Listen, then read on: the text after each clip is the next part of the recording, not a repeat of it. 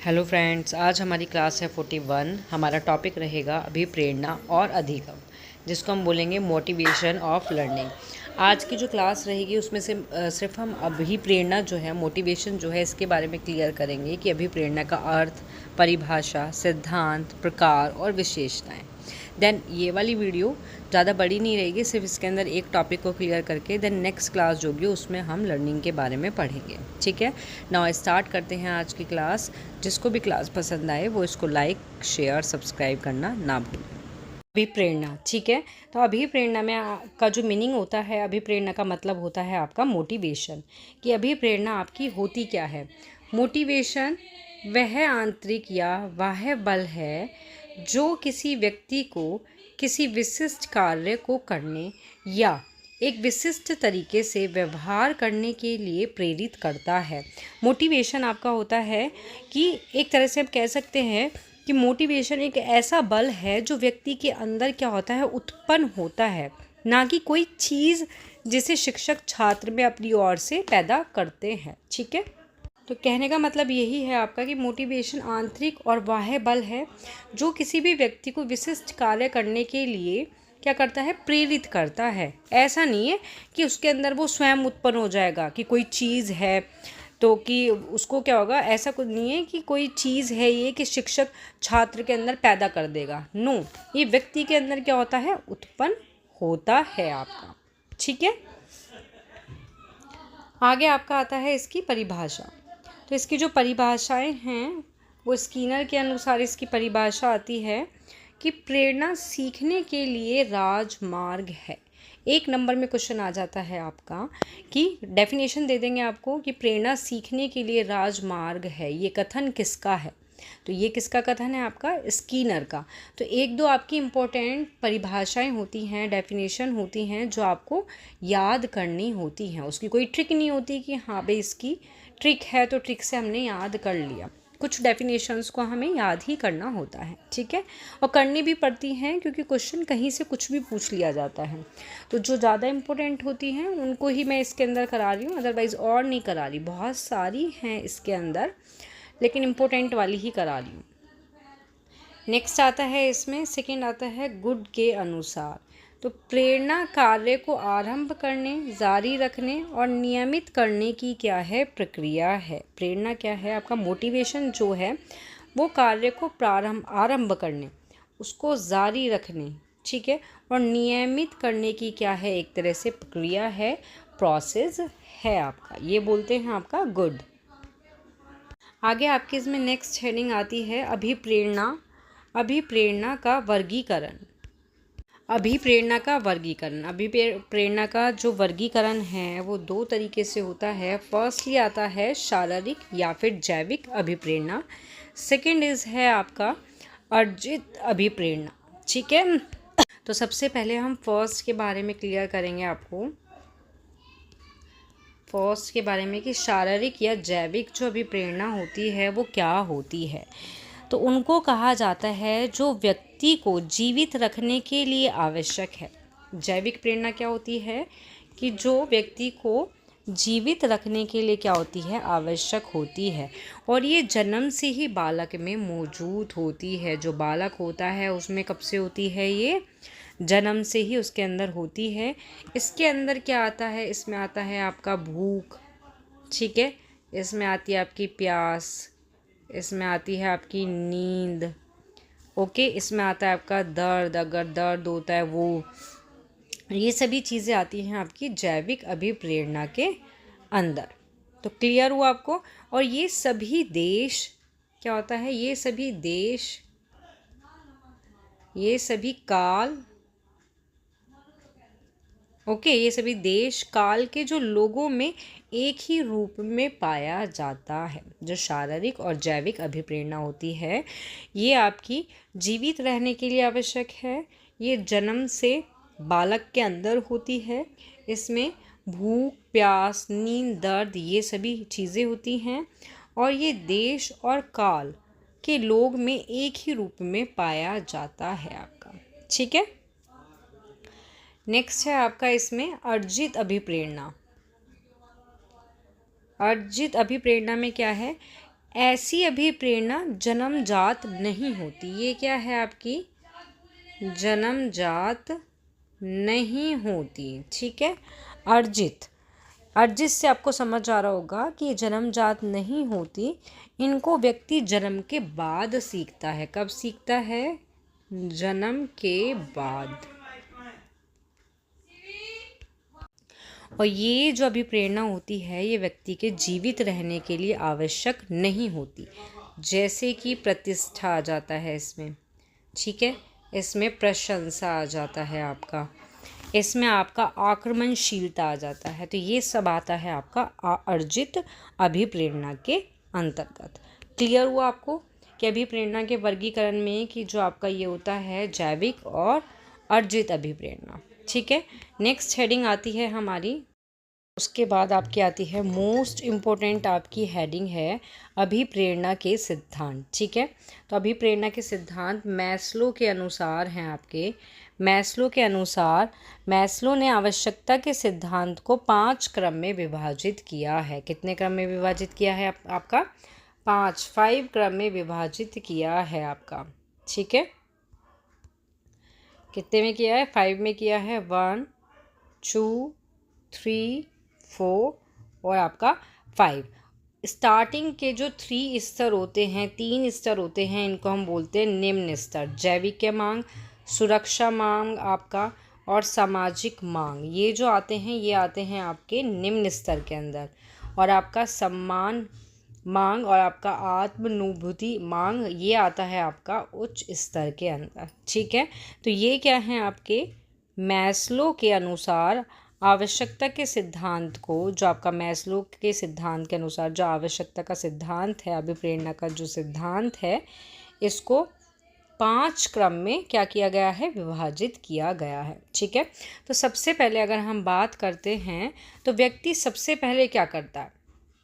First number पे आता है आपका जैविकीय मांग। क्या आता है? फर्स्ट नंबर पे आता है आपका,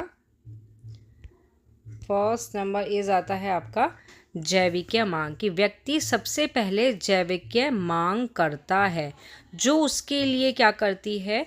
अभिप्रेरक का काम करती है। तो फर्स्टली हुआ आपका जैविकीय मांग। ठीक है। सेकंड आता है आपका सुरक्षा मांग। कि उसके बाद क्या होता है? सबसे पहले क्या हो गया आपका? जैविकीय मांग हो गया कि व्यक्ति सबसे पहले जैविकीय मांग करता है, उसके लिए क्या करता है? अभिप्रेरक का काम करती है। देन सेकंड पॉइंट में आता है उसके बाद सुरक्षा। ठीक है। उसके बाद क्या है? सुरक्षा की मांग की जाती है। ठीक। उसके बाद नेक्स्ट आता है थर्ड आपका, उसके बाद आता है कि फिर वो पूरी होने पर क्या करता है? सामाजिक मांग, अभिप्रेरक उसकी क्या है? एक तरह से बन जाएगी। ओके। फोर्थ में क्या आता है? सम्मान मांग। ठीक है। कि उसके बाद में क्या होता है? जो सम्मान मांग होती है ये आता है आपका। देन उसके बाद लास्ट आता है आपका आत्मानुभूति मांग को संतुष्ट करना चाहेगा व्यक्ति। ओके। सबसे पहले जैविकीय मांग को संतुष्ट करना चाहता है, उसके बाद सुरक्षा मांग, फिर सामाजिक, सम्मान और आत्मानुभूति आपका। ओके। आगे आपका आता है, क्लियर हुआ ही आपको? मैस्लो के अनुसार जो आवश्यकता का सिद्धांत है, अभिप्रेरणा के जो सिद्धांत हैं, तो ये आपके 5 क्रम में इसको विभाजित किया गया है। आगे आता है आपका नेक्स्ट हेडिंग आती है अभिप्रेरणा का महत्व। कि सीखने में अभिप्रेरणा का क्या है आपका? महत्व।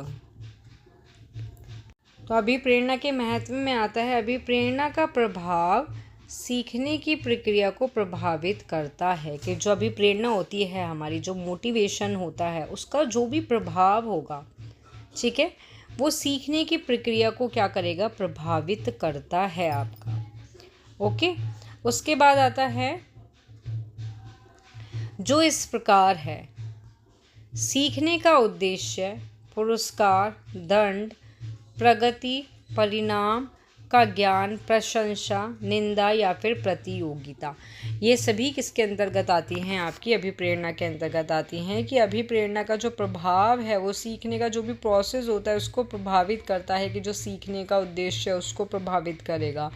पुरस्कार दंड को करेगा, प्रगति परिणाम को करेगा, प्रशंसा और निंदा को भी करेगा आपका।